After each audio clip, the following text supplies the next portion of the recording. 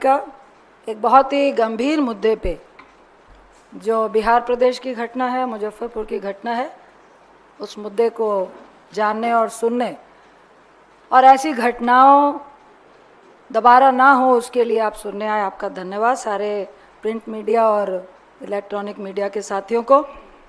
ये 26 तारीख की लगभग शाम की घटना है। जब उनके बड़े पापा से बात हुई तो उन्होंने कहा कि 4 बजे शाम की घटना है, किसी ने कहा कि रात की घटना है, लेकिन शाम की घटना है। और ये कुडनी एक पंचायत है मुजफ्फरपुर में, जगन्नाथपुर निवासी पंचायत है और कुडनी प्रखंड है मुजफ्फरपुर में।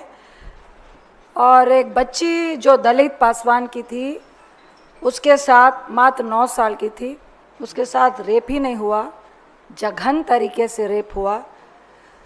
उसके गले को रेता गया, उसके छाती में 20 जगह पे वार किए गए। इस तरह से उसकी बॉडी देखी गई है कि मैं उसको अच्छे से एक्सप्लेन नहीं कर पाऊँगी और ना करना चाहूँगी। और जो बलात्कारी था वो 34 साल का व्यक्ति था, जो उसके घर से 3 किलोमीटर दूर का व्यक्ति था। घटना को कैसे अंजाम दिया ये तो अलग बात है, लेकिन सबसे अहम बात यह है कि ये व्यक्ति, जो मैंने जानकारी ली, पहले भी इस तरह की हिंसक प्रवृत्ति कर चुका है, घर में भी कर चुका है। तो सबसे पहला सवाल यह है कि क्या प्रशासन, कानून का कोई माय बाप नहीं है बिहार में?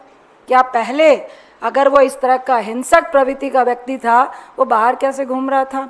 कई बार ऐसी घटनाएं, ऐसे रेप होते हैं, तो ऐसे व्यक्ति बार बार, चाहे दामिनी की घटना हो, निर्भया की घटना हो, बार बार ये कहा जाता है कि ऐसे व्यक्ति बाहर कैसे घूम रहे हैं। तो क्या बिहार में ऐसे व्यक्तियों को, ऐसे रेपिस्ट को खुली छूट मिली हुई है घूमने की? पहला सवाल तो ये है।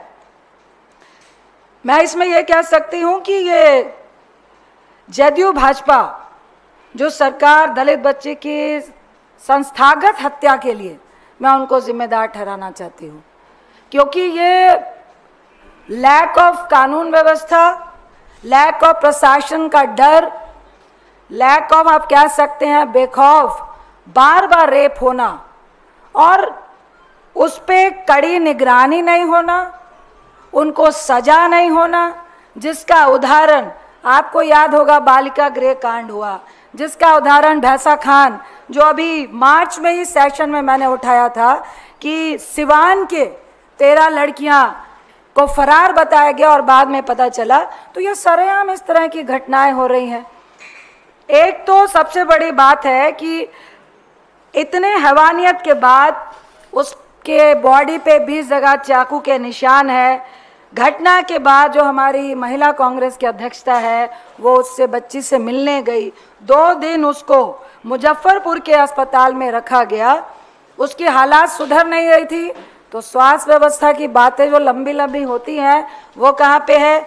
जब कांग्रेस के वरिष्ठ नेताओं ने, वहाँ के लोकल नेताओं ने, इंक्लूडिंग हमारी महिला अध्यक्ष ने, जब जाकर बच्ची से हालचाल पूछा और लगा प्रशासन को कि भाई पॉलिटिकल एक्टिविटी हो रही है, नहीं तो कहा जाता है कि आप रेप को पॉलिटिकल क्यों बना रहे हो, और जब तक पॉलिटिकल नहीं बने तो आप तो इलाज भी नहीं करते हो। मेरे पास कई ऐसे उदाहरण हैं बिहार के कि जब तक कोई नेता नहीं पहुंचे आप तो बच्ची की FIR भी नहीं लेते हो। इसमें भी यही हुआ है। जब बच्ची का रेप हुआ और वो बच्ची घसीटते हुए वहां तक गई है जहां उसको पब्लिक देख पाए, FIR करने जब गए हैं तो उल्टा FIR छोड़िए, प्रशासन ने उन्हीं लोगों पे लाठीचार्ज किया है। तो ये कहाँ का कानून है? कौन सी कानून व्यवस्था की बात करते हैं?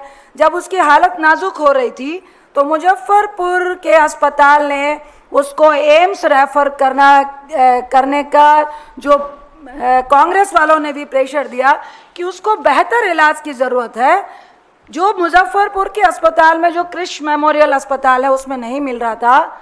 अब एम्स की जो इतनी बड़ी बड़ी बातें होती हैं, एम्स के डॉक्टर्स ने हाथ खड़े कर दिए और कहा कि यह छुट्टियों का वक्त है, समर वेकेशन है और इस बच्ची को मल्टीपल डॉक्टर्स की ज़रूरत है, जिसमें ENT की ज़रूरत है, जिसमें जख्मों की ज़रूरत है, जिसमें गायनोलॉजिस्ट की ज़रूरत है, जिसमें पेडियाट्री की ज़रूरत है। कोई भी डॉक्टर, ये बहुत अहम बात है, एम्स में नहीं है। ये पटना एम्स की बात है। फिर उसको पीएमसीएच पटना में रेफर किया गया।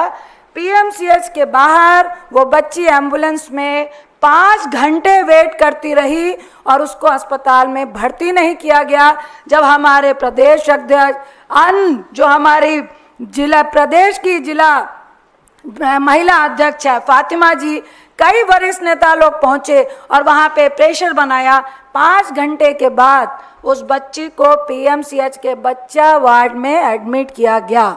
मैं एज एक महिला आपसे बताना चाहूंगी, ऐसी बहुत सारी घटनाएं बिहार में हुई हैं। यदि आप ना पहुंचे, 7 साल की बच्ची के साथ घटना हुई, मैं नाम नहीं लूंगी उस डॉक्टर का। उस डॉक्टर ने कहा कि मैडम ये मेरा काम नहीं है, ये तो मैं वेजाइना टीयर लिख सकता हूं। आप भी महिला हैं, आप भी किसी के बहन होगी, बच्ची होगी, मेरी भी बच्ची है, क्या रेप नहीं दिखेगा? क्या अगर वेजाइना से ब्लीडिंग हो रही है और एक 7-8 साल की बच्ची है, क्या आपको रेप नहीं दिखेगा? लेकिन डॉक्टर कह रहा है मैं मजबूर हूं मैडम, मैं वेजाइना टीयर लिख दूंगा। क्या इसी तरह से इसके साथ हुआ? इसको बच्चा वार्ड में क्यों एडमिट किया गया? यह बलात्कार का केस है। क्यों डॉक्टर ऐसे केसेस को लेने से, हैंडल करने से क्यों हिचकते हैं? क्या प्रशासन का यह फोर्स होता है कि अगर लिपापोती हो सकती है तो लिपापोती करो? क्यों नहीं बताया जाता है? मैं कई ऐसी एफआईआर देखी हैं जिसमें एज अगर 9 साल की है, अगर वहां पे कोई नेता ना खड़ा हो तो उसको 18 साल बना दिया जाता है। अगर एक 34 साल का रेपिस्ट है उसको नाबालिग करने की कोशिश की जाती है। ये किस तरह का राज है बिहार में? ये सिर्फ पीसी नहीं है भाई, ऐसी कई घटनाएं हो रही हैं जिसके एग्जाम्पल्स मैं दूंगी कि अभी मुजफ्फरपुर में 5वीं कक्षा के छात्र के साथ बलात्कार और हत्या की कोशिश हुई। छपरा में स्कूल से लौटते समय एक छात्रा का अपहरण कर उसके साथ सामूहिक बलात्कार और हत्या हुई। सीतामढ़ी बथनाहा में थाना क्षेत्र में घास लेने गई नाबालिग के साथ सामूहिक दुष्कर्म हुआ। बेतिया पश्चिम चंपारण में 2.5 साल की बच्ची के साथ बलात्कार का मामला आ रहा है। मुंगेर धरहा थाना के 16 वर्षीय नाबालिग के साथ बलात्कार होता है। अररिया में 11 साल की बच्ची के साथ बलात्कार होता है। बगहा नाबालिग के साथ सामूहिक दुष्कर्म का मामला सामने आता है। लगभग जिनकी उम्र 2.7 साल से, मतलब 2.5 साल से 16 साल के बीच की बच्चियों की जो उम्र है, उन घटनाओं ने राज्य में महिला बाल सुरक्षा पर ये बहुत गंभीर सवाल उठाता है कि आखिर वहाँ लोग क्या कर रहे हैं, महिला बाल सुरक्षा क्या कर रही है, सरकार क्या कर रही है, मुख्यमंत्री क्या कर रहे हैं, एनडीए की सरकार क्या कर रही है। एक तरीके आप विश्व गुरु बना रहे हैं, दूसरी तरफ ये 9-9 साल की बच्चियों के अपराधी को आप एफआईआर करने तक में लोग कतरा रहे हैं, डर रहे हैं। जो एफआईआर कराने जा रहा है उसी पे केस हो रहा है, लाठीचार्ज हो रहा है। ये जो बच्ची की माँ है वो विडो है, विधवा है, उसका फादर भी नहीं है और ऐसे गरीब लोगों का कोई भी साक्ष्य नहीं होता है। मैं एक कल्चर बताती हूँ बिहार का, जो आसपास के लोग हैं, अगर आप प्रभुत्व वाले हैं, अगर आपका मुखिया उस सरकार का कोई अगल बगल का साथी है, तो किसी की भी हिम्मत नहीं है कि वह बलात्कारी का साथ देगा।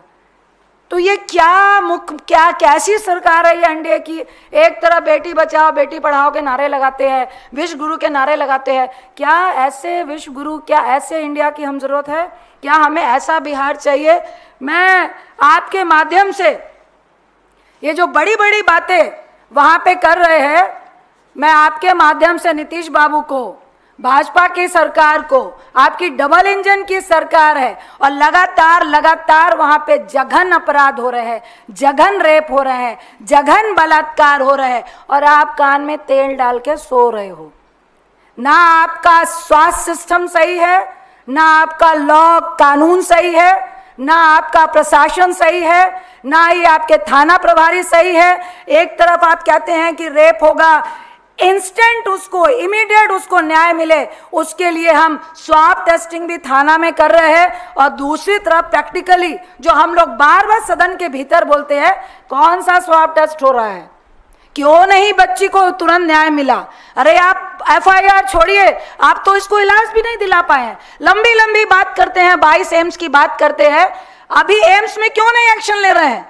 क्यों अगर 2 महीने छुट्टी रहेगी तो एम्स जैसे अस्पताल में क्या डॉक्टर नहीं होंगे?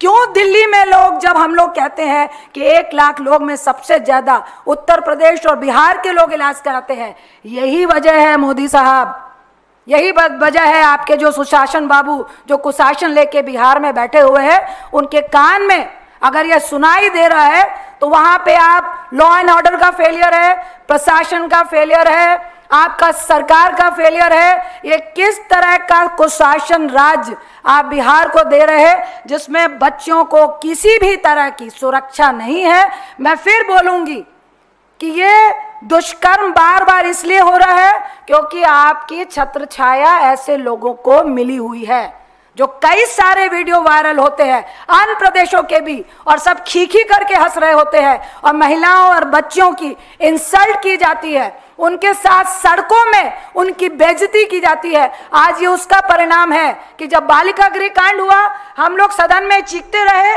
और जो सबूत थे उनको भगा दिया गया, कितनी बच्चियों को वहीं पे गाड़ दिया गया, किसी की हिम्मत नहीं थी बोलने की। भैंसा खान में 13 बच्चियों को फरार घोषित किया गया, उनको कहां ले जाया गया किसी को मालूम नहीं है। आज ये दुष्कर्म का दोषी अपने घर में भी इस तरह की हिंसक घटनाएं कर चुका है और आज एक 9 साल बच्ची का सीना फाड़ देता है, चाकू से गोदता है, गले में गला रेत देता है और उसको ईंट भट्टा में फेंक देता है।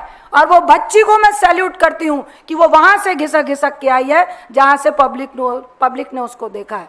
तो मुझे आज बिहार सरकार पे शर्म आ रही है और मैं ऐसी निर्लज सरकार से निश्चित तौर से कोई भी उम्मीद नहीं रखना चाहती हूं।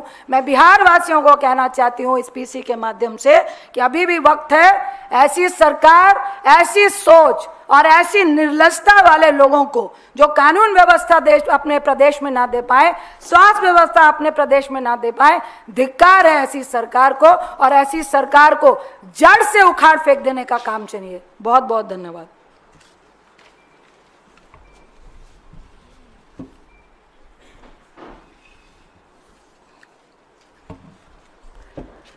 Hello everybody, धन्यवाद आने के लिए, thank you for coming on a Sunday. I'll be speaking a bit in just whatever she said in English and not elaborate too much because you all must have understood. We have to understand a very important thing today. On the 26th of May, an 8-year-old Dalit child was raped. Her body had 20 knife marks. Her neck was cut. She was mutilated and left in the brick factory to die. Her family found her. They took her to a hospital there in Muzaffarpur. Yesterday, when her condition deteriorated, they got her to Patna. They wanted her to be admitted to AIIMS. Now, I'm a doctor myself. When a case like this comes to AIIMS, they immediately take the case. You will not say that I need this specialist, we don't have the chest specialist, we don't have the heart specialist, never. Just because she's a Dalit child. If she was a VIP's daughter, if she was a high caste child, she would have been admitted. Shame on the doctors in the AIIMS in Patna. After that, they took her to the Patna Medical College. There, they were not admitting her. Just imagine a child who is bleeding, who is hurt, whose condition has deteriorated. In 2025, we are not in the 1980s. She was not admitted. Our PCC president of Bihar, Adyaksh, was called, Mr. Rajesh Raj. He came in. He fought with them. Still, they were not admitting the child. Can you imagine? If a PCC president of a state cannot get a child admitted, what is an Aam Aadmi going to do there? If it's not always a PCC president gets involved, what will the Aam Aadmi do there? For 5 hours, behas ho raha tha. They were talking. For 5 hours, this little child was in the ambulance. What does it say of the governance of Bihar, of the BJP JDU governance in Bihar? finally she was admitted, and we would want her to be flown to Delhi AIIMS immediately to save this child. These are the atrocities done to Dalits, to women in Bihar, as Ranjana ji was elaborating how her mother is a widow, how it was difficult to get her, what all has happened, and how this particular person who's done the rape is known for doing this, and still he was let free. Now, why मुझे एक चीज़ बताना पड़ेगा आज, and she's also told about all those places in Bihar, which I'm not going to elaborate, in Chapra, what happened, in Munger, in Muzaffarpur, you know, small 16-year-olds, 11-year-olds, these are the ages of the children, you know, who are supposed to be kept safe. And what does the Prime Minister of India say? Beti bachao, beti padhao. Now, why does this happen? Why are many a times the rapists are BJP members of parliament, BJP MLA? I can talk about Raj Kishore Kesri in 2010, BJP MLA. And at that time, Prime Minister Modi said, इसका character तो बहुत अच्छा है, वो कैसे कर सकते हैं? He was a Gujarat CM at that point of time, never forget.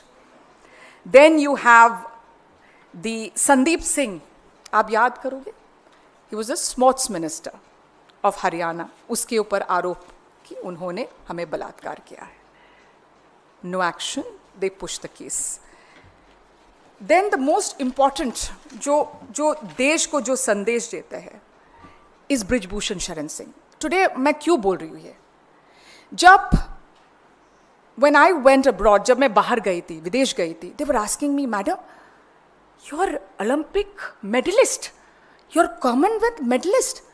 वो विरोध कर रहे, प्रदर्शन कर रहे, 6 महीने से जंतर मंतर में सो रहे हैं, और आपके प्रधानमंत्री क्या कर रहे हो? मौन, कुछ नहीं करते हैं, मौन होता है. उसके ऊपर कार्रवाई की? कुछ नहीं, क्योंकि वो एक बाहुबली है.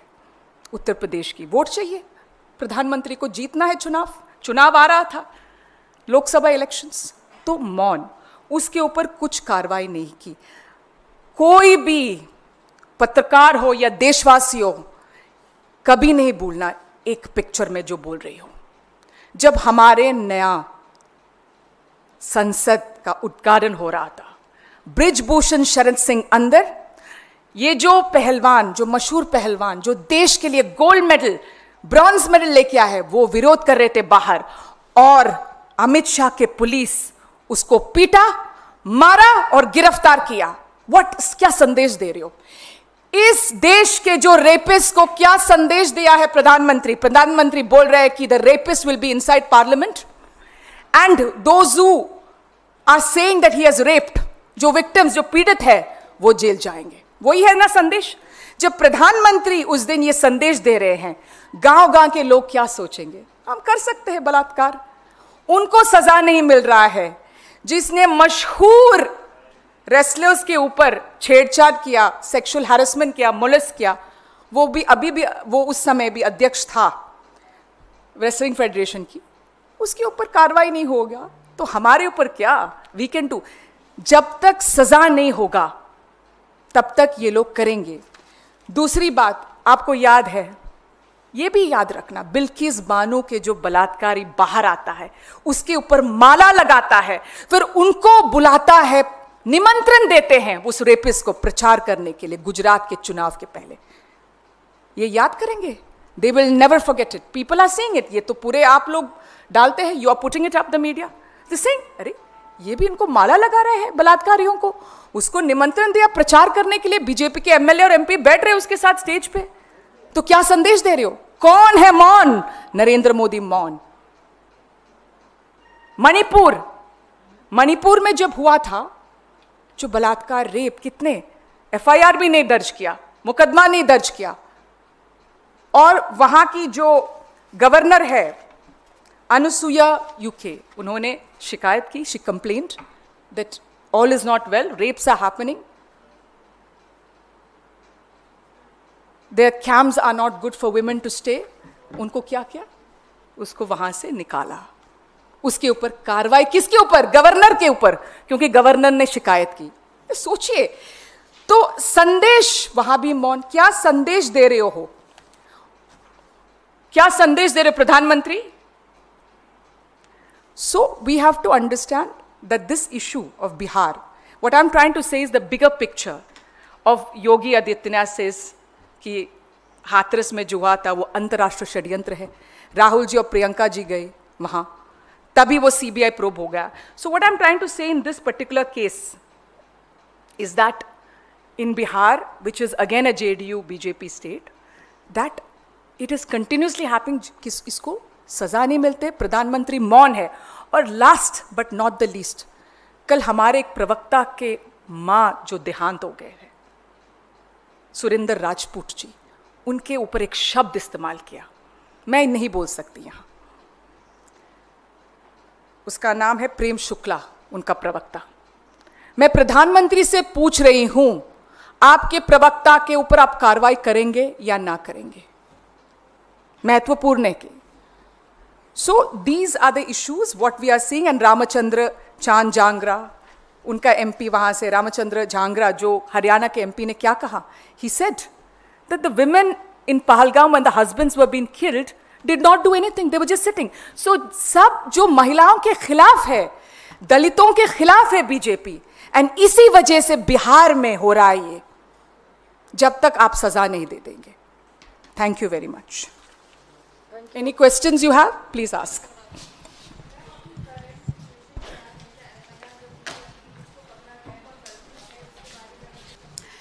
देखिए, FIR पहले तो नहीं हो रही थी, फिर जो पॉलिटिकल लोग वहाँ पर इन्वॉल्व हुए तब जाके हुई. पहले तो उल्टा उन पे लाठी चार्ज हुआ क्योंकि पूरे गांव के लोग गए, गुस्सा था.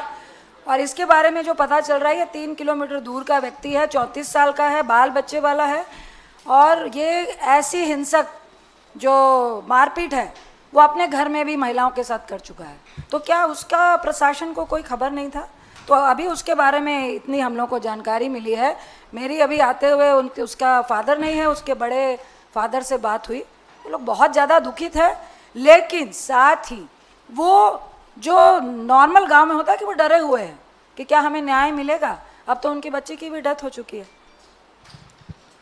मैम, क्योंकि आपने तमाम बिहार के इन केसों का जिक्र किया और मुजफ्फरनगर के केसों का जिक्र भी किया, बिहार में अक्सर देखने को मिलता है कि लॉ एंड ऑर्डर पे एक सवाल खड़ा होता है. पटना में आपसे कुछ दिन पहले एक फायरिंग का वीडियो भी आपने देखा. वहाँ पे जेडीयू और बीजेपी की सरकार है, एनडीए की सरकार है, आने वाले दिनों में वहाँ पर चुनाव भी होने हैं. क्या कांग्रेस पार्टी इन तमाम मुद्दों को अपने मैनिफेस्टो में या अपने कैंपेन में शामिल करेगी? क्योंकि बात कैंपेन की नहीं है, बात समस्या का समाधान की है. आप लोग क्या मांग करते हैं खासतौर पर सरकार से? देखिए, हम लोग सब, मैं 30 साल से बिहार की राजनीति कर रही हूँ और सुपौल में कोशी ज़िले में थी. हम लोग की मेन डिमांड ही, जो हमारे मैनिफेस्टो में भी और जो हमारे लीडर हैं, अध्यक्ष हो, खड़गे साहब हो, राहुल गांधी जी हो, हम लोग का मेन फोकस है महिलाओं पे और यूथ पे.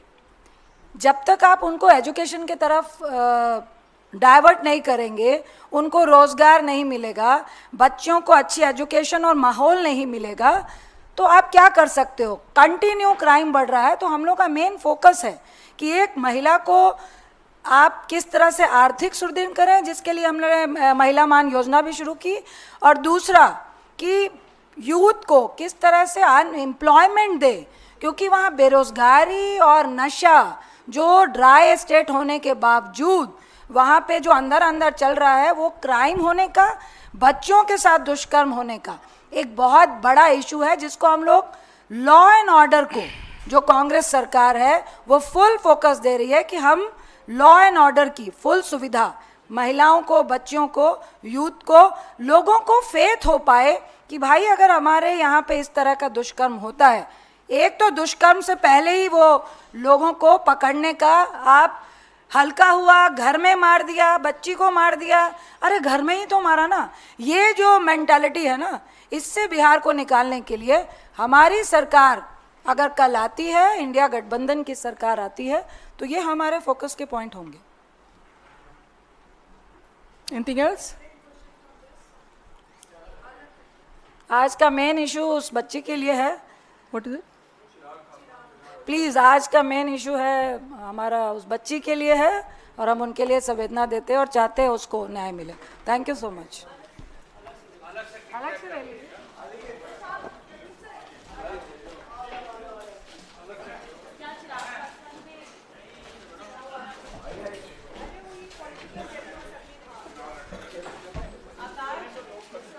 इधर आराम से